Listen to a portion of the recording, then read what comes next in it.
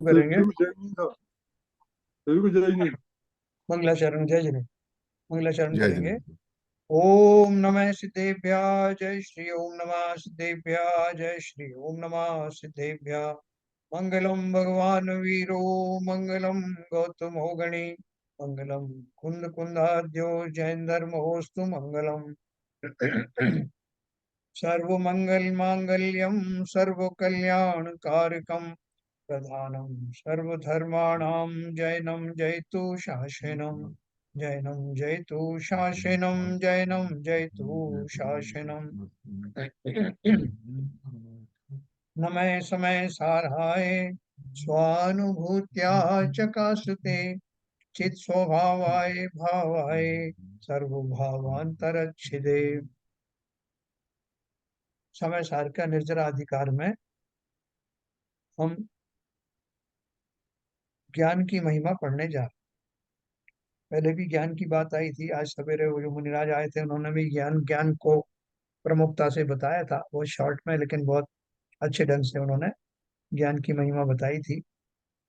तो अभी जो हम गाथा पढ़ने जा रहे हैं, जो कलश पढ़ने जा रहे हैं, उसमें वो ये कहने जा रहे हैं कि जो कुछ भी बहुत सारे भाव जीव के मन में आते रहते हैं, तो वो सब जो भाव हैं वो टेम्परेरी भाव होते हैं। उन टेम्परेरी भावों की ज्यादा चिंता करना नहीं। और जो परमानेंट भाव है, जो ज्ञायक भाव है, उस ज्ञायक भाव को पहचान करके ज्ञानी लोग उसी में एक केंद्रीकरण करने वाले रहते हैं, उसी को उन्हें केंद्रित होना चाहते हैं। और जैसे जैसे उनकी वो स्थिरता बढ़ती जाती है, वो उसमें न केवल उसके आनंद का स्वाद लेते हैं, बल्कि उसी में रहने की उनका अभ्यास बना रहता है। और वही भाव जो है, वही अभ्यास जो उनको बढ़ता बढ़ता केवल ज्ञान की तरफ ले जाता है। तो ये अपन उसको थोड़ा पढ़ेंगे विस्तार से। कल हमारा एक 138वां श्लोक रह गया था, उसको हम पढ़ेंगे। फिर आगे 139 के बारे में पढ़ेंगे।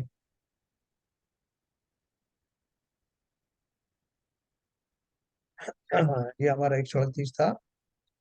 असंसारात् प्रतिपदम्मि रागिणो नित्यमत्ता सुप्ता यस्मिन् पदं पदं तद्बुद्धय बुद्धत्व मंदा एतैतेतै पदमिदमिदं यत्र चैतन्य धातु शुद्ध शुद्ध स्वरस भरत स्थायी भावत्वमेति।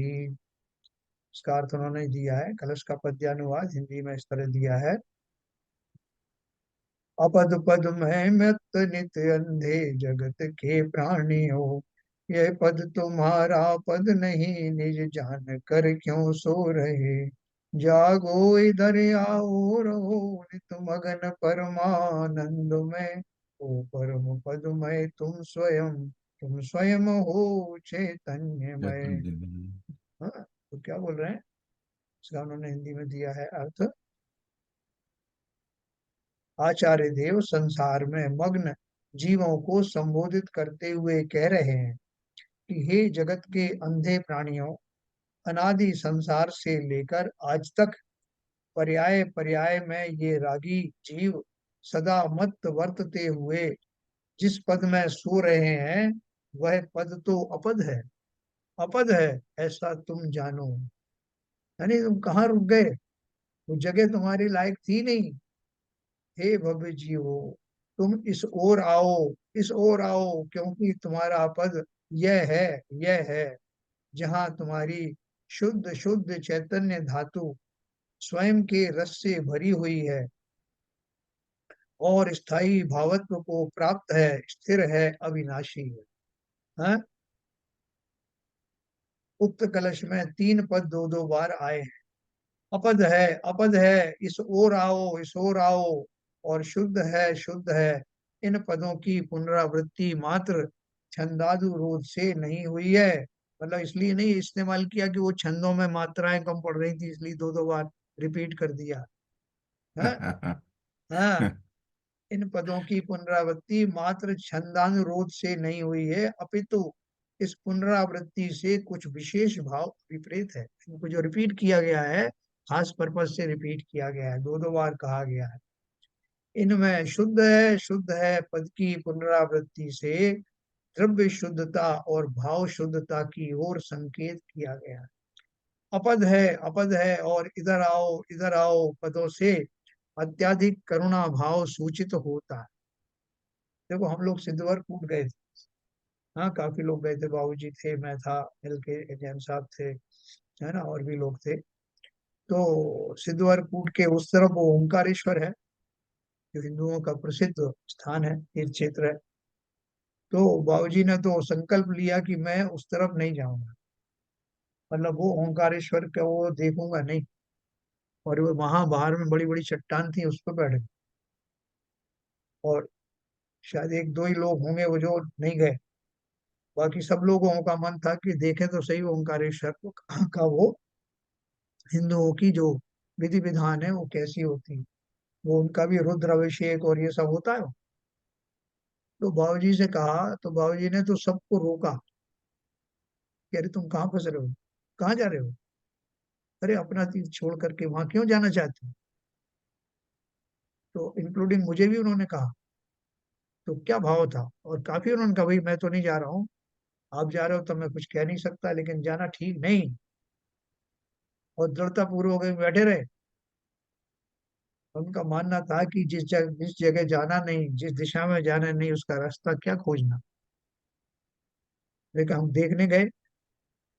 मैंने तो उनसे कहा कि मैं खाली इस भाव से जा रहा हूँ कि देखें उसकी इतनी महिमा क्यों है, वो क्या करते हैं। मैं निरपेक्ष भाव से गया।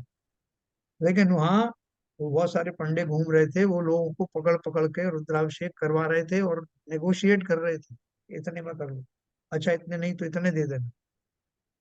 उसमें हमारे यहाँ के भी एक दो व्यक्ति फंस गए उसमें। तो पहले तो वहां जाना ही नहीं था। तो उसके लिए जो रोकने वाले थे वो रोको, उन्होंने अपने करुणा भाव से कहा कि क्यों फंस रहे हो, उन्हें पैसे की बात नहीं है।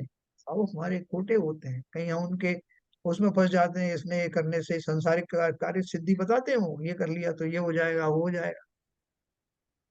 तो जिस दृढ़ता से उन्होंने बाबूजी ने मना किया था, वैसी ही दृढ़ता के साथ यहाँ पर आचार्य कह रहे हैं कि भैया कहाँ फंस रहे हो, किस जगह जा रहे हो, उधर मत जाओ, प्लीज उधर मत जाओ, इधर आ जाओ। है ना, क्या बोला, तुम इस ओर आओ हे भव्य जीवो, इस ओर आओ, क्योंकि तुम्हारा पद यह है जहाँ तुम्हारी शुद्ध शुद्ध चैतन्य धातु स्वयं के रस से भरी हुई है और स्थायी भावत्व को प्राप्त है। बाकी सब टेम्परेरी चीजें। भाई तुम मांग रहे हो कि मुझे साहब ये मेरा जो है कोई एक मुकदमा था वो सही हो जाए, कल तुम मांगोगे कि इतने मेरे लाख रुपए जो है और आ जाए, परसों कुछ और मांगोगे मेरे बेटे बेटी की शादी हो जाए। तो तरह तरह के तुम्हारे अस्थायी इस तरह के भाव आएंगे, उनमें क्यों फंस रहे हो। जो स्थायी भाव है, जो स्थिर है, अविनाशी है, अर्थात ज्ञायक भाव जिसकी चर्चा करने वाले हैं, उसके बारे में आचार्य बार बार समझा रहे हैं। इनमें इनमें शुद्ध है पद की पुनरावृत्ति से द्रव्य शुद्धता और भाव शुद्धता की ओर संकेत किया गया है। मेरी आवाज आ रही। अभी बीच बीच में रुक रही है सर। हाँ, ऐसा आ रहा है इसमें। एक बार रुकी थी, बाकी अभी आ रही। Okay okay. अपद है और इधर आओ पदों से अत्यधिक करुणा भाव सूचित होता। गाथा 202 के बाद आचार्य जयसेन की तात्पर्य वृत्ति में तीन गाथाएं आई हैं, जो आत्मख्याति में आगे क्रमशः 216, 217 एवं 218 के रूप में आने वाली हैं। दोनों टीकाओं में यह क्रम भेद है। मैं एक मिनट दरवाजा थोड़ा खोलता हूँ शायद वहां से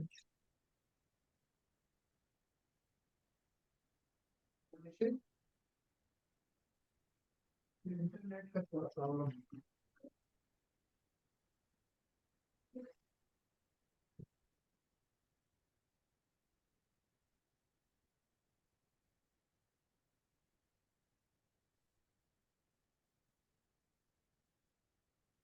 थोड़ा सा वो इंटरनेट का प्रॉब्लम होता है दरवाजा बंद करने से।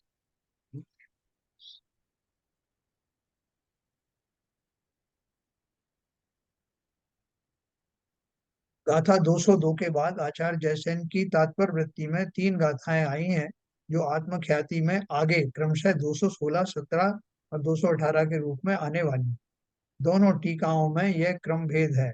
उक्त गाथाओं की चर्चा आगे यथास्थान होगी ही, अतः यहाँ उनके बारे में कुछ भी लिखना आवश्यक नहीं। इस 203वीं गाथा के पूर्व समागत कलश में यह कहा गया है कि हे जगत के अंधे प्राणियों, जिस पद में तुम अपनापन करके सो रहे हो वह पद अपद है, वह पद तुम्हारा पद नहीं है, अतः तुम उसे छोड़कर स्वपद में आओ। अब यह प्रश्न उठना स्वाभाविक ही है कि यदि यह पद हमारा नहीं है तो फिर हमारा पद क्या है, कौन सा है ना? इसी प्रश्न के उत्तर में यह 203 गाथा लिखी गई है, जिसका पद्यानुवाद नीचे दिया है। ऊपर वो गाथा अपन पढ़ेंगे। आदम्हि दब्ब भावे अपदे मोतूर्ण गिण्ण तैणीयदम निर्मेघमिमं भावम् उगलब्धो बन्तं सहावेण आत्मानि द्रव्या भावान् आत्मानि द्रव्य भावान् पादानि मुक्त्वा ग्रहाण तथा नियतम् स्थिरमेकमिमं भावमुपलभ्यमानं स्वभावेन। स्वानुगति गम्य है जो नियत थिर निज भाव ही, अपद पद सब छोड़ गए वह एक नित्य स्वभाव ही। हे भव्य जीवो, आत्मा में अपद भूत द्रव्य भावों को छोड़कर, यानी वो भाव जो मेरे पद में शोभित नहीं रहते, अस्थाई भाव हैं, उनको छोड़कर निश्चित स्थिर एवं एक रूप तथा स्वभाव रूप से उपलब्ध प्रत्यक्ष अनुभव गोचर इस ज्ञान भाव को जैसा का तैसा ग्रहण करो, क्योंकि यही तुम्हारा पद है। हैं? वो कौन सा पद है?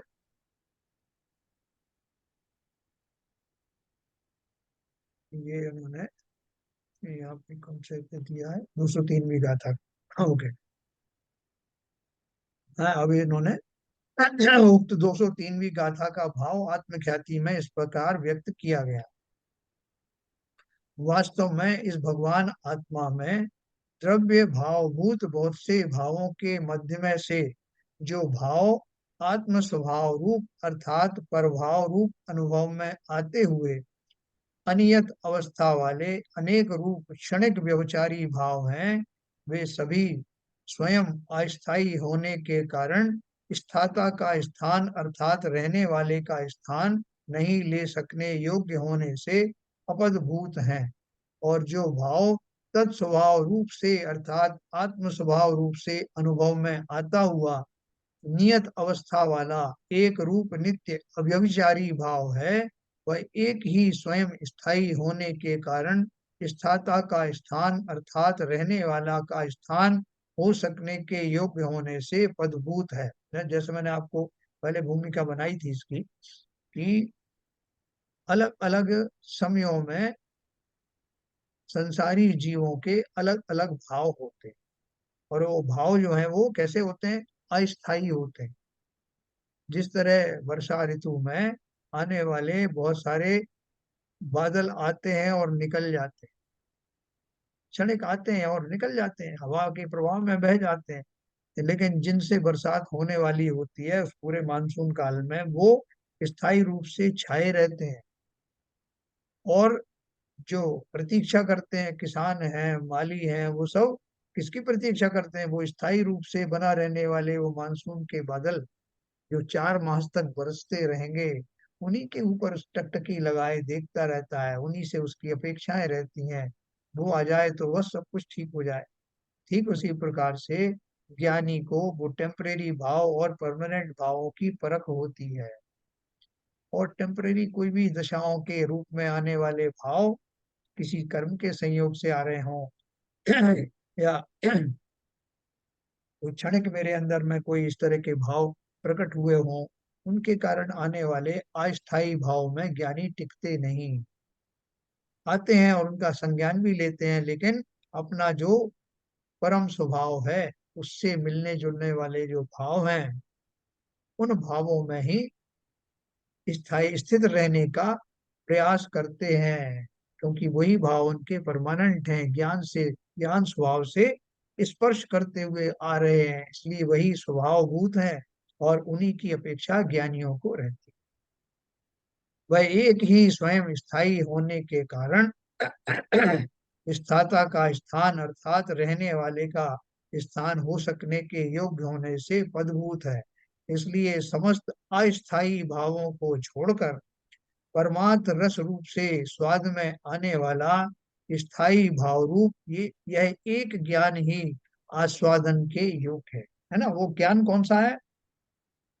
देखो, हमको ये बात थोड़ी सी अभी बहुत ज्यादा गहराई तक समझ में नहीं आएगी कि वो ज्ञान भाव कौन सा। कि मैं तो ज्ञान ज्ञान तो मेरे अंदर है ही, तो इस ज्ञान भाव का अर्थ क्या है? थोड़ा अपना अपना सब लोग ट्राई करो, बताओ सीवी साहब, तो कौन सा ज्ञान भाव की बात कर रहे हैं जो स्थायी रूप से रहता है? वो तो स्व को जानने वाला ज्ञान। जो अपने स्वभाव को छूता हुआ स्पर्श करता हुआ जो मेरा ज्ञान स्वभाव है, क्योंकि जितने ज्ञानी हैं, सम्यक दृष्टि जीव हैं, वो निरंतर अपने आत्म स्वभाव में रहना चाहते हैं।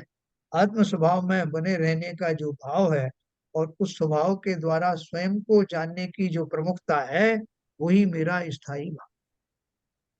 ज्ञानी उसमें ही लगे रहते हैं, और दूसरे भाव बीच बीच में विकल्प आते हैं तो उनको परेशान नहीं होते, उनमें जुड़ते नहीं है, आते हैं और चले जाते हैं। जैसे हम जाप वाप देते हैं ना, तो जाप देते समय हमको लगता है कि देखो, हम तो पंच परमेष्टि का ध्यान कर रहे हैं और कोई कोई खोटे भाव आ जाते हैं, कहीं कोई संसार के आ जाते हैं, तो उसमें हम परेशान हो जाते हैं। लेकिन ज्ञानी सोचते हैं क्या है कि जितना मैल कचरा भरा हुआ था वो निकल रहा है, निकलने दो, परेशान होने की जरूरत नहीं है। आप ट्राई क्या करते हो कि निरंतर मैं उसी पद में, उन्हीं पदों की के चिंतन में अपना मन लगाऊं।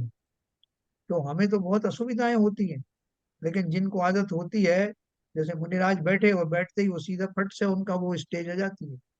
हमको तो ध्यान लगाने में हम माला पकड़ेंगे, गुड़िया लगाएंगे और फिर सोचेंगे, और फिर इधर उधर का कोई शोर हो रहा है तो हम थोड़ी सी आंख खोल के देखेंगे, हमको बहुत टाइम लगता है स्थिर होने में। लेकिन वो जो ज्ञानी है, वो जिनका चिर परिचित जो उनके भाव हैं, उसमें दक्ष होने के कारण बैठते ही उस आत्म स्वभाव में पहुंच जाते।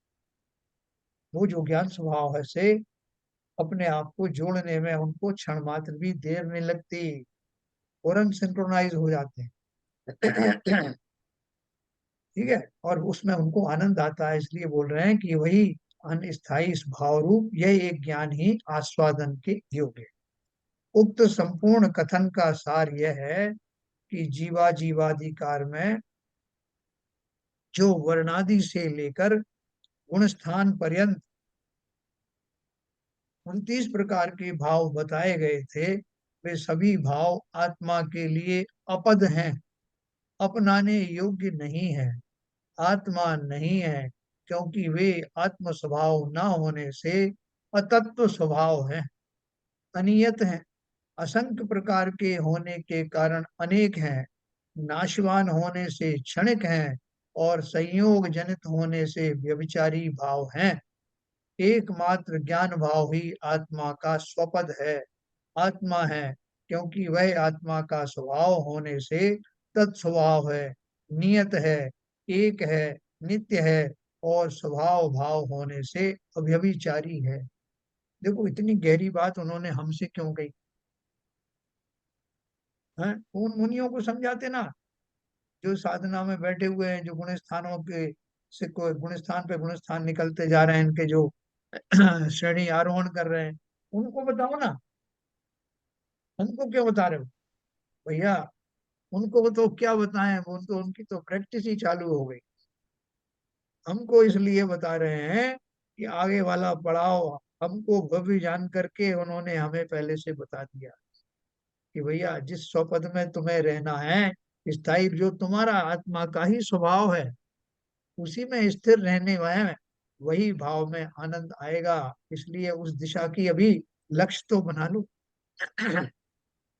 इसलिए अत्यंत करुण भाव से और अत्यंत दृढ़ता पूर्वक आचार्य हम जैसे पामर जीवों को सुधारने के लिए बात कर रहे हैं। वो कह रहे हैं भाई कि साहब, हाँ जी, गुण बोलिए। स्थान पर्यंत 29 प्रकार के भाव कौन से होते हैं? हाँ, देखो बहुत बढ़िया आपने पूछा। मैं आपको कल बताऊंगा ये पूरे वो 29 भाव शुरू में आए थे ये, है। जीवाधिकार से वर्णादि से लेकर गुणस्थान पर्यंत 29 प्रकार के भाव मैं आपको बताऊंगा। ठीक है। तो ये जो भाव है, और वो भाव कैसे थे कि जैसे अभी अपन मान लो बात करें कि साहब जब मैं जाप देने बैठता हूँ तो मुझे इस तरह के भाव आते। दूसरा व्यक्ति कहता है कि मुझे थोड़ा सा डिफरेंट आते। तीसरा कोई और तरह का भाव बोलता है। वो जितने भी वो भाव आते हैं, मैं जाप के माध्यम से मतलब खाली एक उदाहरण के तौर पर कह रहा हूँ, तो वो जो भाव आते हैं सबके अलग अलग प्रकार के आएंगे। और मान लो कि उनका टोटल संख्या 29 है, तो उन्हीं में से घूम फिर करके आएंगे। और वहां ऐसे ही जो जीव हैं, जो गुणस्थानातीत नहीं हुए हैं या गुण स्थानों में अभी बढ़ रहे हैं, तो उनके किस तरह के भाव आते हैं, वो 29 प्रकार के भाव कैसे कौन से होते हैं, आपकी जिज्ञासा के अनुसार मैं आपको कल पूरा समझाऊं, उसकी लिस्ट भी बताऊं। ठीक है बाजी। हाँ। असंख्य देखो। सर इसमें ये हाँ भी मेरा एक अच्छा प्रश्न पूछा है बाबूजी ने। हाँ और मैं इसके साथ में एक संलग्न करना चाहता हूँ। हाँ 29 भाव जिस तरह से आते हैं, जैसे आपने एग्जाम्पल दिया हाँ जाप देते समय, हाँ तो जो अपने 108 बार माला फेरते हैं, हाँ। उसका इससे कोई संबंध है, या 108 बार हम क्यों फेरते हैं, इस पे भी थोड़ा प्रकाश कर डालिए। नहीं, 108 बार के बारे में तो अपन ने कई बार पढ़ा कि वो नहीं, इससे कोई इसका संबंध है क्या? नहीं नहीं, इससे कोई संबंध, इससे कोई अच्छा संबंध अच्छा। नहीं। हाँ, तो 108 का अलग अलग एक्सप्लेनेशन दिया हुआ है लोगों ने कि वो इससे इतने इससे मल्टीप्लाई करो, उससे इतने मल्टीप्लाई करो तो वो 108 आता है ना। तो उसका उसका है वो बस गणित है वो सीधा, वो अपन वो भी तो अब थोड़ा चर्चा कल करेंगे। कल उसको भी थोड़ा रिपीट कर दीजिए। बिल्कुल वो है बिल्कुल। ना, सम रम सवारम आरम, तो हाँ वहां से शुरू होती है। हाँ हाँ हाँ, एक सौ मैंने आठ हो पढ़ा था। जाते हैं वहां से। नहीं हाँ बाबूजी, तब आपको तो कंठस्थ है, थोड़ा हमको रिवीजन हो जाएगा। नहीं, अच्छा बाबूजी हाँ, ने नहीं हिंट नहीं, दे दी, मैं ये हिंट दे दिया। नहीं, नहीं, मैं मना नहीं कर रहा। मैं मेरा मतलब नहीं नहीं, मैं थोड़ा सा आप इसलिए तो हाँ, अप्रिशिएट करता हूँ सर आपको। नहीं बहुत बहुत अच्छा आपने याद दिलाया, तो वो अपन पढ़ेंगे कल उसको। अच्छा है, इससे क्या है कि अपन विस्मृत हो जाती हैं वो चीजें, तो फिर से अपने को चालू हो जाएगी। हाँ नहीं, तो टॉपिक आया तो मैंने कहा डिस्टर्ब करूँ आपको। बिल्कुल, बहुत बढ़िया है। तो देखो, मुझे सबसे बढ़िया बात क्या लग रही है कि हमको ऐसी बारीक बारीक बातें बता रहे हैं आचार्य। हमको लग रहा है कि अभी हम उस लायक हुए क्या। तो आचार्य कहते हैं कि इस गाथा तक अगर आ गए हो तो तुम अब उसके योग्य हो गए हो कि आगे की बात तुम्हें हजम होने लगेगी। इसलिए उन्होंने इतनी बारीक बारीक चीजें बताई और हमको ये भी बोल दिया कि कहाँ संकल्प विकल्पों में कहाँ उलझ रहे हो, जिया कब तक उलझेगा। संकल्प विकल्पों में। तो हमको समझा रहे तुम सब भव्य जीव हो भैया, तुम साधारण जीव नहीं हो। तो आगे की राह अपनाओ। बहुत सारे इधर उधर के भाव आएंगे, इधर उधर के जो है बहुत सारे विकल्प आएंगे, इन सबको छोड़ करके एक अपना ज्ञान स्वभाव, जो तुम्हारा ही स्वभाव है, उसको छोड़ करके और किसमें विचरण कर ले। हैं, मेरा अपना सगा बेटा है और बहुत सारे बच्चे घूम रहे हैं, और मैं उन सबको ध्यान दे रहा हूँ कि इसके कपड़े कैसे हैं, उसके कपड़े कैसे हैं। कभी कभी अपने बच्चे पर भी नजर डाल देता हूँ, बाकी इधर उधर नजर बहुत रहती। तो लोगों ने समझाया भैया, तुम इधर उधर देख रहे हो, इन सब में उलझे हुए हो, तुम्हारा जो बेटा है उस पर ध्यान दो। वो कहीं गिर ना पड़े, कहीं चला ना जाए, उसकी परवरिश ठीक हो रही कि नहीं, उस पर ध्यान तो दो। वो स्वाभाविक रूप से तुम्हारा बायोलॉजिकल तुम्हारा जो है बच्चा है। तो ठीक उसी प्रकार से वो कह रहे हैं कि तुम कहाँ उलझ रहे हो। तुम्हारा स्वभाव ज्ञान से संपन्न, ज्ञान स्वभावी हो तुम। सिर्फ उस पर कंसंट्रेट करो, बाकी सब कुछ अपने आप हो जाए। अगर कोई हमारा इतना भार कम कर दे कि भाई साहब आपको एक पारस पत्थर दे रहा हूँ, इस पारस पत्थर को आप जिससे टच करोगे वो सोना बन जाएगा। तो सोना बन जाए फिर क्या करूंगा, बस आप जो सोने को बेचो और अपने ऐश करो। बोले नहीं साहब, ये तो नहीं चलेगा, मैं सोना बनाऊं पहले, फिर उसको बेचूं, फिर उससे भोजन सामग्री लाऊं, कोई और तरीका बताओ। तो उन्होंने बोला कि आपको हम चिंतामणि दे देते हैं, चिंतामणि रत्न, कि आप जो चिंतित करोगे, जो आप सोचोगे, वो वस्तु आपके सामने हाजिर हो जाएगी। बोले ये भी थोड़ा सा विकल्प है वाला है, कोई और बताओ। बोले एक है कि आप जैसे आपको कभी भूख आदि लगे, कुछ व्याधि हो तो कंठ से अमृत झर जाए, और मुंह भी झूठा ना हो और आप तृप्त हो जाए। बोले हाँ, इसमें है तो विकल्प कम, लेकिन फिर भी भूख तो लगती ना। और कुछ बताओ ना। बोले और तो कुछ बस ये है कि जब भूख भूख आदि क्षुधा आदि सब समाप्त हो जाएं और मैं निश्चिंत रूप से अपने में ही समाया रहूं, ऐसा उपाय बताओ। और कोई मेरे अंदर विकल्प ही ना है कि ये खाना है कि पीना है, ये करना है। किसके लिए करते हो? सब सुखी होने के लिए। और सुखी होने के लिए अगर मैं कहूं कि जिसे सुखी होना है उसी को लक्ष्य बनाकर उसी में स्थिर हो जाओ, और वो स्थिर होना कोई एबनॉर्मल चीज नहीं है। सब तरफ से विकल्प हटते ही तुम स्वभाव में अपने आप आ जाओ। बोले बस यही मुझे बता। बाहर के जितने भी राग रंग हैं सबको छोड़ने से ही स्व में स्थापित हो जाओगे। बोले इससे बढ़िया और क्या बात हो सकती? विकल्प धारण करने की नहीं, विकल्पों को छोड़ने की बात है। समस्त प्रकार के विकल्प छूटते ही जीव का संपूर्ण उपयोग जिसमें लगता है वो वह स्वयं ही है। और कहाँ जाएगा? तो देखो ये बहुत बारीक बात है, लेकिन बहुत काम आने वाली है। अपने जीवन में ये लक्ष्य बनाना, संसार के समस्त विकल्पों में उलझना मत। ज्यो ज्यो उनसे निवृत्त होते जाओ, निवृत्त, आज वो मुनिराजा ही कह रहे थे, निवृत्ति का मार्ग अपनाओ। बहुत यंग है, विशुद्ध सागर महाराज के वो चेले थे। निवृत्ति का मार्ग अपनाओ। क्या प्रवृत्तियों में लगे हुए हो कि पूजन कर लूं, कि पाठ कर लूं, कि 10 पूजन कर लूं, कि प्रक्षाल कर लूं? क्या रखा है इन सब में? इतनी दृढ़ता से बता रहे थे, वो यंग मुनि है। प्रवृत्ति रूप संयम छोड़ो, निवृत्ति रूप में आओ।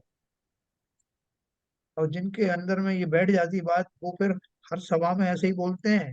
उनको इस बात का नहीं रहता कि मैं इस भीड़ में बोलूं कि नहीं बोलूं, कोई इसमें कितने जीव समझेंगे कितने नहीं समझेंगे। वो बैठते ही अपना उनका ज्ञान स्वभाव जो है वो उद्यत हो जाता है। अपने आप वो भाव निकलने लगते हैं। वो क्या करें? ऐसे ही जो आचार्य ने अपनी जो गाथाएं क्रम पूर्वक लिखी हैं, वो ये मान के चल रहे हैं कि हम भी क्रम पूर्वक अभ्यास पूर्वक उसी स्थान पर उसी लेवल पर आ गए होंगे जब हमें ये वाली बात बताने की आवश्यकता है। संसार के समस्त विकल्पों से निवृत्त होता हुआ जब जीव स्वभाव की ओर उन्मुख होता है तो उस आनंद की झनकार शुरू हो जाती है। और वही हमको भी कुछ कुछ लगने लगी। कम से कम वो लक्ष्य तो बनाए। एकमात्र ज्ञान भाव ही, देखो उन्होंने क्या लिखा था, 29 प्रकार के जो भाव बताए गए थे वे सभी भाव आत्मा के लिए अपद हैं, अपनाने योग्य नहीं है। कि आत्मा नहीं है क्योंकि वे आत्म स्वभाव न होने से अतत्व स्वभाव हैं। अनियत हैं, असंख्य प्रकार के होने के कारण अनेक हैं, नाशवान होने से क्षणिक हैं, और संयोग जनित होने से व्यवचारी भाव हैं। जब किसी संयोग के से होते हैं, जनित होते हैं, तो वो ओरिजिनल भाव नहीं होते, स्वाभाविक भाव नहीं होते। प्रभाव से मिले हुए होते हैं। एकमात्र ज्ञान भाव ही आत्मा का स्वपद है, आत्मा है, क्योंकि वह आत्मा का स्वभाव होने से तत्स्वभाव नियत है, यानी परमानेंट है, नित्य है, और स्वभाव भाव होने से अव्यभिचारी है। किसी को किसी में मिलाने से उसको व्यभिचार कहते हैं, और जब वो स्वभावगत हो तो वो अव्यभिचारी कहलाता है। अब इसी अर्थ का पोषक कलश काव्य लिखते हैं, जिसका पद्यानुवाद इस प्रकार है ना? इसका कलश क्या है? एकमेव हि तत्स्वाद्यं विपदाम पदम पदम अपदान्येव भासन्ते आदान्यान्यानि यत्पुरः। अरे जिसके सामने हो सभी पद भाषित अपद, सब आपदाओं से रहित आराध्य है वह ज्ञान पद। बहुत बढ़िया। जिसके सामने सभी अन्य पद अपद भाषित होते हैं, विपत्तियों का अपदभूत एवं एवं एक ज्ञान भाव रूप वह पद ही आस्वादन करने के योग्य है। जो अपन ने अभी पढ़ा उसको उन्होंने सार में लिखा है इस कलश में। यही कहा गया है कि जिसमें एकत्व स्थापित करने से, जिसे अपना जानने मानने से, जिसमें जमने रमने से सभी विपत्तियां समाप्त हो जाती हैं, अनंत दुख दूर हो जाते हैं, और जिसकी तुलना में जगत के अन्य सभी पद अपद भाषित होते हैं, तुच्छ भाषित होते हैं, वह ज्ञान पद ही एकमात्र आस्वादन करने योग्य है, आराधना के योग्य है, साधना के योग्य है। हाँ? बोले साहब मुझे तो चक्रवर्ती पद दिलवा दो, तो मेरा जन्म सफल हो जाए। क्योंकि जो जैसे देवों के राजा को इंद्र कहते हैं, ऐसे मनुष्यों के इंद्र को चक्रवर्ती कहते हैं। 6 खंड का राजा, कितना बढ़िया आपने उसका वर्णन किया था। 96,000 रानियां, इतना बड़ा महल, चक्र रत्न, कितनी निधियां, ये सब उसको मिलती हैं कि वो चलता है 6 खंड का पर दिग्विजय करने के लिए। तो उसके साथ साथ ऐसी मशीन चलती हैं, जी आजकल तो मशीन है वो, उस जमाने में वो रिद्धियों से काम होता था। कैसी चलती हैं कि वो चौड़ी सड़क को चौड़ा करती हुई जाती हैं, लेवल करती हुई जाती हैं, बहुत विस्तृत करती हैं, रास्ते की बाधाओं को दूर करती हुई जाती हैं। ऐसी वो रिद्धि रूपी मशीनें होती है उनके पास। तो बस आप तो एक काम करो, मुझे और कुछ नहीं, चक्रवर्ती बनवा दो। तो बोले भैया चक्रवर्ती तो अभी जो है उनसे पूछो कि वो खुश हैं कि अपनी रिद्धियों को लेके। बोले कि खुश क्यों नहीं होंगे, चलो मैं ले चलो चक्रवर्ती के पास। चक्रवर्ती के पास ले गए तो वो एकदम उदासीन बैठे हुए थे। बोले अरे साहब आपको तो इतना इतना सब कुछ मिला हुआ है, आपको तो खुशी से झूमते रहना चाहिए, उल्लास से भरे हुए होना चाहिए, और इसको भोगों का तो अंत नहीं है आपको। रोज रोज नया रसोईया होता है, जो भोजन आज बन जाता है वो 1 साल के बाद कहीं कभी भी रिपीट होता नहीं। तो इतनी इतनी चीजें उनके साथ। तो जब देखा, उससे पूछा चक्रवर्ती से, बोला भैया इसमें कुछ नहीं धरा, कितनी बार चक्रवर्ती बने लेकिन चक्रवर्ती पद से कुछ लाभ हुआ नहीं। कितने लोग बने,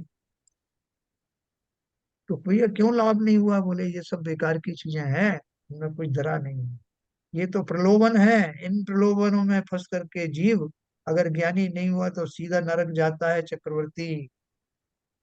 क्योंकि परिग्रह सबसे बड़ा अपराध है, और ऐसा परिग्रह धारण करने वाला चक्रवर्ती अगर ज्ञानी नहीं हुआ तो निश्चित ही नरक जाएगा। तो सावधान रहता। और तुम चक्रवर्ती बनना चाहते हो? बोले नहीं नहीं साहब रखो आप चक्रवर्ती बन, मैं तो कुंद कुंद देव जो कुछ बता रहे हैं उसको ही समझने की कोशिश करता हूँ। तो क्या बता रहे हैं? भव्य जीवो, तुम एकमात्र इस ज्ञान पद की आराधना में अपने जीवन को लगा। अब आगामी गाथा का सूचक कलश काव्य कहते हैं, जिसका पद्यानुसार इस प्रकार से है। सबको समझ में आ रहा है, अभी नहीं आ रहा? जी सर, अच्छा है।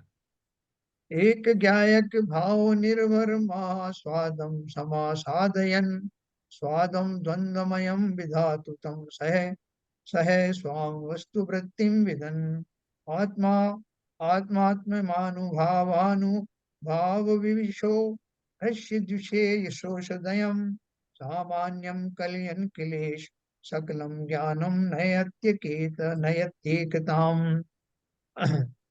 सार्थक ने बताया, उस ज्ञान के आस्वाद में ही नित्र में जो आत्मा, और द्वंद्व में आस्वाद में असमर्थ है जो आत्मा, आत्मानुभव के स्वाद में ही मगन है जो आत्मा, सामान्य में एकत्व को धारण करे वह आत्मा। क्या बोल रहे हैं? उस ज्ञान के आस्वाद में ही नित्र में जो आत्मा। कौन सा आस्वाद? इसके ऊपर चर्चा की है कि ज्ञान का स्वाद। हर द्वंद्व में आस्वाद में असमर्थ है जो आत्मा। बहुत सारे जीव होते हैं ना, बोलते भैया ये जो कोलाहल हो रहा है, तो खूब जोर जोर से लोग जो है पूजन पाठ कर रहे हैं, जोर जोर से नारे लग रहे हैं, ये सब मेरे बस का नहीं। मुझे इसमें आनंद नहीं है, मुझे बड़ी घबराहट हो। क्यों हो रही है? क्योंकि मेरा स्वभाव ही वो नहीं है। मैंने ओढ़ लिया वो, तो लेकिन मुझे अंदर से बड़ी अकुलहट होती है। तो वो कह रहे हैं उस ज्ञान के आस्वाद में ही नित में जो आत्मा, हर द्वंद्व में आस्वाद में असमर्थ है जो आत्मा, आत्मानुभव के स्वाद में ही मगन है जो आत्मा, सामान्य में एकत्व को धारण करे वह आत्मा। है ना? वास्तव में आत्मा उसी से प्रसन्न रहती है जो उसके अपने स्वभाव। अब देखो, जो गरीब आदमी भी होता है, वो गरीबी के बाद में अमीर भी बन जाए, उसके कुछ स्वाद होते हैं जो उसने बचपन में जो कुछ खाया, जिस तरह की गोलियां खाता रहा, जिस तरह का भोजन आदि उसने पहले ग्रहण किया, वो उसके स्वभाव में आ जाता है। जब वो अमीर होता है तब भी उसको बाकी चीजों में रस नहीं आता। वो उसके संस्कार बस उसका मन उसी में लगता है कि अरे साहब, वो चटनी खाई थी, बस वो मिल जाए। अरे आप इतने बड़े आदमी हो गए, करोड़ों कमा रहे हो, अभी भी चटनी पे धरे हुए। बोले नहीं साहब, क्या करूं, मेरा तो वो टेस्ट बना हुआ है, वो मेरा स्वभाव में घुस गया, मुझे उसी में आनंद आता। ठीक उसी प्रकार से जीव अगर अन्यथा जबरदस्ती के भाव अपने ऊपर ना लें, तो उन्हें आनंद जब भी आएगा, अपने ज्ञान स्वभाव में ही आएगा, उसमें एकत्व करने से ही आएगा। बाकी का जो द्वंद्व है, कोलाहल है, तरह तरह के दूसरे विपरीत भाव हैं, यहाँ तक कि जैसे मुनि महाराज ने आज कहा, पूजन पाठ आदि के जो प्रवृत्ति रूप जो संयम भाव हैं, उनमें भी आनंद आएगा। निवृत्ति रूप भाव खाली कर दो सब भावों से, आने दो मुझे स्वभाव का आनंद, स्वभाव का रस आने दो, और कुछ नहीं चाहिए। है ना? और सारे लोग बोलते हैं साहब कि देखो, चाय पीते हो तो वो पत्ती का स्वाद आना चाहिए, ना दूध का आए ना शक्कर का आए, प्योर पत्ती का आए तब मजा आए, उसके अभ्यस्त। ऐसे ही मैं बहुत सारे विकल्पों के कारण अलग अलग स्वादों में फंस गया, लेकिन आचार्य कहते हैं कि एक बार उन सब रसों से विरहित होकर स्वारस का पान करो, मजा ना आए तो फिर क्या।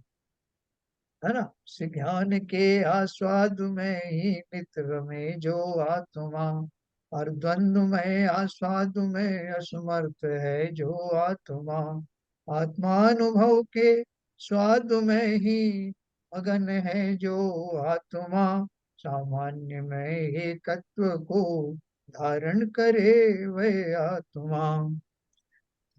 तो इसलिए उक्त कलश में आत्मानुभव की प्रक्रिया दिखाते हुए यह बताया गया है कि आत्मानुभव में विशेष ज्ञान का तिरोभाव और सामान्य ज्ञान का आविर्भाव होता है, तथा आत्मानुभव के रस के सामने अन्य सभी रस फीके पड़ जाते सर हैं। बीच का विशेष पद, बीच का गद्य रह गया। हाँ, द्वंद्वमय स्वाद के लेने में असमर्थ, एक ज्ञायक भाव से भरे हुए महास्वाद को लेता हुआ, तथा आत्मानुभव के अनुभाव से विवश निज वस्तु वृत्ति को जानता हुआ यह आत्मा, ज्ञान के विशेषों के उदय को गौण करता हुआ और मात्र सामान्य ज्ञान का अभ्यास करता हुआ सकल ज्ञान को एकत्व में लाता है, एक रूप में प्राप्त करता है। विशेष ज्ञान क्या होते हैं? मेरा सामान्य ज्ञान तो मति श्रुत ज्ञान है। विशेष ज्ञान में मुझे अवधि ज्ञान हुए, मने पर्याय ज्ञान हुआ, उसके माध्यम से कुछ विशेष चीजों को जानता। लेकिन बाद में उनका तो जब वो प्रयोग में लाता है तब उसको उनके द्वारा उनको काम में लाता है। लेकिन सामान्य रूप से तीर्थंकर आदि भी वो अपना जो मति ज्ञान है, वही मति श्रुत ज्ञान ही केवल ज्ञान में कन्वर्ट होता है। और जब वो साधक अवस्था में रहता है, तब भी मति श्रुत ज्ञान का ही सहारा लेता है। कोई अवधि ज्ञान के द्वारा तप नहीं करता, मने पर्याय ज्ञान के द्वारा तप नहीं करता, सामान्य ज्ञान के द्वारा वही उसके आगे काम आते हैं। ये तो विशेष रिद्धियां हैं जो काम आती हैं बीच बीच में। लेकिन जो जो तपस्चरण आदि होते हैं, वो मति शुद्ध ज्ञान की ही पराकाष्ठा उसी के अभ्यास पूर्वक होती है। मेरा एक तो प्रश्न है। हाँ बोलिए। ये जो सेंटेंस है इसमें इसमें जो महास्वाद को लेता हुआ तथा आत्मानुभव से अनुभाव से विवश, क्या ये राग नहीं है मेरा अपने आत्मानुभव से? क्या ये भी एक राग की कैटेगरी नहीं आता? नहीं, राग में क्यों आएगा? राग किसे कहते हैं? देखो, अगर मेरा जो स्वभाव है, स्वभाव का मैं आनंद नहीं लूंगा, उसको भी आप राग कहोगे, तो फिर जो है वो मेरा स्वभाव क्या हुआ? स्वभाव के विपरीत होने वाले जितने भी प्रभाव हैं, वो प्रभाव राग आदि के श्रेणी में आते हैं। स्वभाव के बारे में जानने में क्या गलत है? नहीं, स्वभाव के बारे नहीं, सवाल ये है कि ये विवश क्यों हुआ, विवश में किस लिए हुआ वो, इसके लिए। बस इसलिए हुआ कि जब किसी वस्तु को आप नेचुरल कोर्स में छोड़ दो, जैसे आपका जो है एक पानी है, पानी जो है ऊपर से गिर रहा है, ऊपर से गिर रहा है, तो वो कहाँ नीचे आया? उसका स्वभाव क्या है? अधोगति में नीचे आने की ओर। और नीचे जो जो जो सबसे नीचे का जो तल है वहां आकर के स्थिर हो जाएगा, उसका स्वभाव है, उससे विवश है। आप चाहोगे नहीं साहब मैं ये पानी को नेचुरल वे में ऊपर ठहरा दूं, तो नहीं जाएगा ऊपर। पानी का तो स्वभाव शीतल है। भाई तो सीधे सा पानी गर्म करके छोड़ दो, अपना ठंडा हाँ, हो जाएगा। मैं वही बताने ये वाला था। स्वभाव हाँ, में बन जाएगा। स्वभाव में जाएगा, उससे विवश है। बिल्कुल, बिल्कुल सही किया बाबूजी हाँ, आप। वही बताने वाला था मैं। नेक्स्ट नेक्स्ट मेरा एग्जाम्पल वही था कि पानी को आप विवश कर रहे हो कि तुम भैया गर्म किया था ना अभी तुमको, तो बने रहो ना गर्म। बोले मैं क्या करूं, मेरा तो स्वभाव ही ये है। इन पर वस्तुओं के संस्कार से मैं अगर क्षण मात्र के लिए गर्म हो भी गया था, तो उनका संयोग हटते ही मैं तो स्वभाव में ही आऊंगा, मैं विवश हूँ। इसी तरह से जीव, आप कुछ ना करो तब भी अपने स्वभाव में ही स्थिर होगा, और वही स्वभावगत दशा ही उसके सुख का कारण बनती है। अन्य कोई अवस्था उसको सुख दे नहीं सकती। नेचुरल कोर्स में है, तो मुझे सुख क्यों नहीं मिला? क्योंकि मैं अननेचुरल चीजें अपने अंदर डालता रहता हूं, इसलिए वो स्वभाव में आता नहीं। तो निवृत्ति रूप संयम का अर्थ ही ये है, येन केन प्रकारेण अपने समस्त विभाव भावों से रहित होते ही मैं स्वभाव में लौट आता हूँ। अग्नि का संस्कार हटते ही जल शीतल हो जाता है। ओ भाई साहब, जब तक राग में रहेगा तब तक स्वामी आएगा ही नहीं। वही तो बात कर रहे हैं। जब राग राग राग हटते ही स्वामी में पहुंचेगा। जब तक वही राग रहेगा तब तक, राग और द्वेष रहेगा तब तक जीव स्वभाव में आ ही नहीं सकता किसी वही किसी वही तो तरीके से। मैंने बोला, पर बाबूजी भावों आप के हटते। बाबूजी आप सही कह रहे हैं। हम्म, राग और वैराग्य, हाँ ईतरागी, रागी और वीतरागी, हाँ हाँ, दोनों ही नींद अपोजिट आ चीजें हैं। गई। तो देखो, ये इन भावों को आप जो है ना टेस्ट में लाके देखो, अनुभव के स्वाद में लाके देखो, आपको बहुत आनंद आए। कम से कम जब अपन चर्चा कर रहे हैं उस समय सोच के तो देखो कि मैं वास्तव में मैं दुखी अपने उन विभाव भावों के कारण हूँ। ये मेरा है, ये स्त्री मेरी, ये मकान मेरा है, ये तो बहुत मोटे मोटे भाव हैं। उसके अलावा भी ये पूजन मैं कर रहा हूँ, मैं जिनेंद्र देव के सामने आया हूँ, इससे मेरा भला हो जाएगा, इससे ये सारे विकल्प हैं। विकल्प कहाँ तक जाते हैं? देखो, गुण स्थानों में के बारे में बताया 29 प्रकार के भाव जो अपन कल पढ़ने वाले हैं। उन भावों से रहित होते ही जितना जितना निवृत्त होता है जीव, उतना उतना सुखी हो जाता है। गर्मी के दिन होते ना, गर्मी के दिनों में आप कोई न सूट फूट पहन के आया और सर्दी वाली जगह से आया, तो बहुत सारे कपड़े लाद रखे हैं ऊपर में, बड़ा सा ओवरऑल वो पहन रखा है, फिर उसके नीचे फिर और कोई जर्सी पहन रखी है, फिर उसके नीचे और पहन रखा है। अब जहाँ आया वहां पे गर्मी पड़ रही, तो क्या करेगा? एक के बाद एक उतारता जाएगा, और वो उसका बस चले तो वो अंडर गारमेंट्स भी उतार के फेंक दे, तब उसको आनंद आएगा, अपने स्वरूप में आ जाएगा। तो अपने आप ही वो विवश हो जाता है, क्योंकि उसी अवस्था में उसको मैक्सिमम सुख मिलता है। मुनिराज भी सारा कुछ छोड़ देते हैं, सिर्फ शरीर को छोड़ नहीं पाते, उनके हाथ में नहीं है, विवश हैं। बस बस चले तो उसको भी छोड़ दें, और एक समय वो भी आता है जब वो भी छूट जाता है। और छूट करके आत्मा का जो स्वभाव है, आत्मा कौन से वस्त्र पहनती, कौन सा शरीर धारण करती, वो सबसे निवृत्त होकर ही परम सुख को प्राप्त करता है। इसलिए निवृत्ति रूप संयम का भाव भाना, उसका महत्व समझना, अपने ऊपर आवरण मत लादना।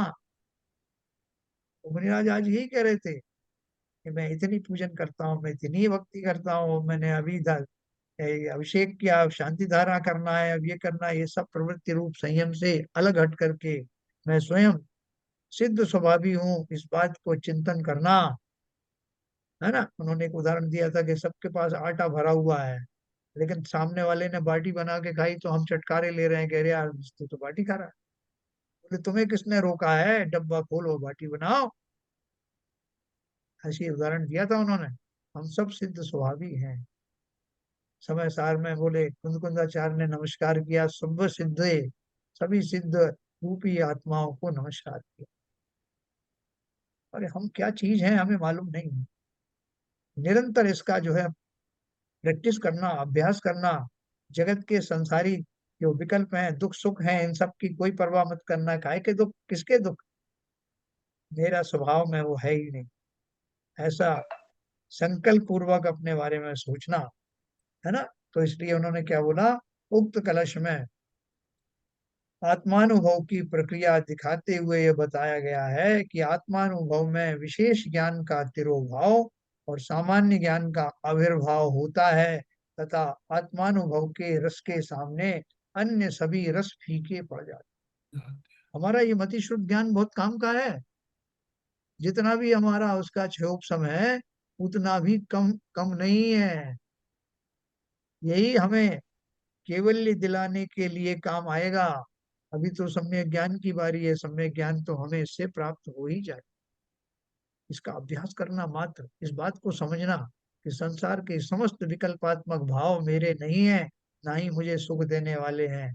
जिस क्षण मैं समस्त आवरणों से रहित हो जाऊंगा, आडंबरों से रहित हो जाऊंगा, स्वभाव में की ओर उन्मुख होऊंगा, तो आनंद की हवाएं चलने लगी, दूर से ही पता लगे। इसका चिंतन करना। अभी अपन ये बात कल करेंगे। 244वीं गाथा अपन कल पढ़ेंगे, और उसका पद्यानुवाद वगैरह भी कल करेंगे। वैसे बात पूछनी थी, जी ये बोले। ये जो चक्रवर्ती एक जो गया था नरक में गया था, उसका नाम सोम सोम चक्रवर्ती था क्या? शुभम चक्रवर्ती। सोम, शुभोम शुभोम। शुभम शुभम, अच्छा। हाँ, उसकी कथा आपको सुनाऊंगा कल, अगर आप नहीं नहीं नहीं इंटरेस्टेड नहीं हो। नहीं, नहीं मेरे को कभी कभी आपने बताया था कि दिमाग में आया मेरा, मैं कहा कंफर्म कर लूँ।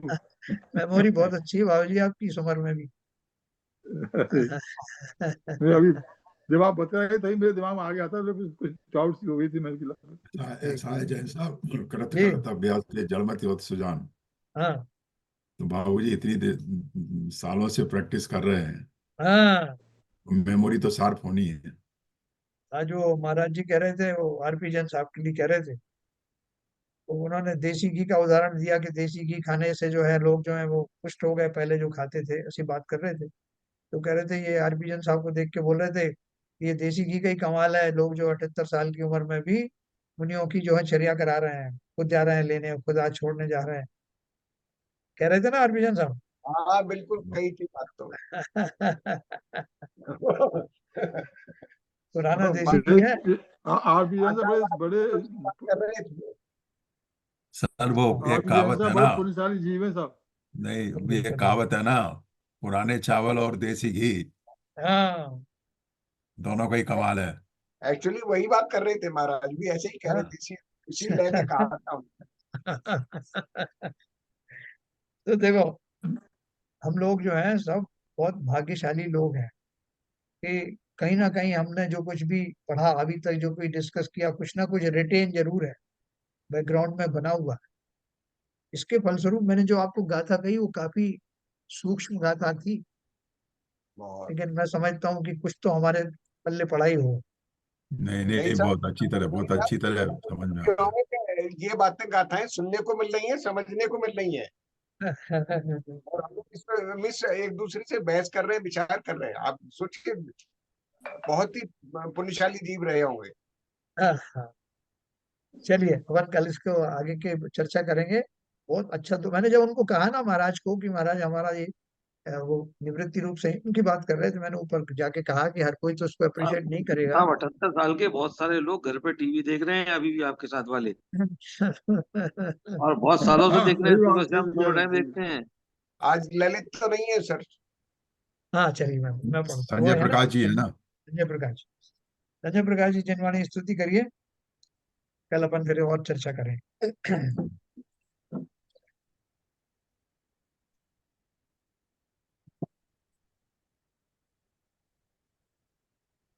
श्री वाणी जग कल्याणी इतनी जल्दी मानी खाई वो है। 2 मिनट सर।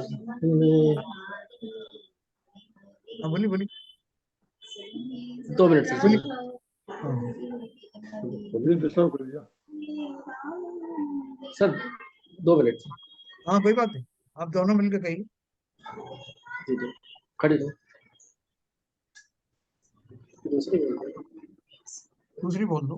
हे सारे दे माँ, हे सारे दे माँ, अज्ञानता से हमें तारे दे माँ। हे सारे दे माँ, हे सारे दे माँ, अज्ञानता से हमें तारे देना। मुनियों ने समझी, गुणियों ने जानी, शास्त्रों की भाषा आगम की वाणी। हम भी तो जाने, हम भी तो समझे, विद्या का फल तो हमें मान देना। हे सारे देना, हे सारे देना, अज्ञानता से हमें तारे देना। तू ज्ञान दाई हमें ज्ञान दे दे, रत्नत्रयों का हमें दान दे दे। मन से हमारे मिटा दे अंधेरे, हमको उजालों का शिव द्वार दे माँ। हे सारे दे माँ, हे सारे दे माँ, अज्ञानता से हमें तारे देना। तू मोक्षदाई ये संगीत तुझ में, हर शब्द तेरा हर भाव तुझ में। हम हैं अकेले, हम हैं अधूरे, तेरी शरण माँ हमें तार देना। हे सारे देना, हे सारे देना, अज्ञानता से हमें तार देना। जिरवाणी माता की जय। माता की जय। जय। जय।